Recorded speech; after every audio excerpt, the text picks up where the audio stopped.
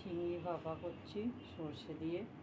তো আগে তেল দিয়ে দিয়েছিলাম, দিয়ে একটু কালো জিরে ভেজে নিয়েছিলাম, তার মধ্যে পেঁয়াজ কুচিয়ে দিয়েছি, ধনে পাতা দিয়েছি, কাঁচা লঙ্কা চিড়ে দিয়েছি, টমেটো কেটে দিয়েছি, আর একটা পেস্ট করে রেখেছিলাম আদা রসুন দিয়ে, সেইটা দিয়ে দিয়েছি।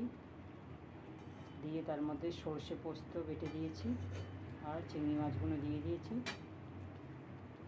এবার আমি দিয়ে দেবো পরিমাণ মতন হলুদ। এর মধ্যে আমি পরিমাণ মতন নুনের পরিমাণটা অল্প দেবো, যেহেতু চিংড়ি মাছের সঙ্গে মিশিয়ে রেখেছিলাম নুন। এটাকে মাখিয়ে নাও, মিশ্রণ পুরো চিংড়ি মাছের সঙ্গে মাখিয়ে নেব। চিংড়ি মাছটা মাখিয়ে নিচ্ছি, তার সঙ্গে পেস্ট করে নিচ্ছি।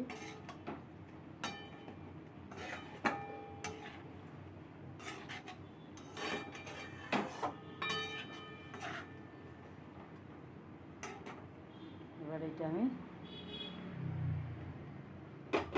ঢাকা দিয়ে দেবো, ফুটতে দেবো। এটা এবার দেখে নেবো, ঢাকা দিয়ে দিয়েছিলাম। সর্ষের চিংড়ি রেসিপি কমপ্লিট হয়ে গেছে। এটা এবার আমি একটা পাত্রের মধ্যে ঢেলে নেব।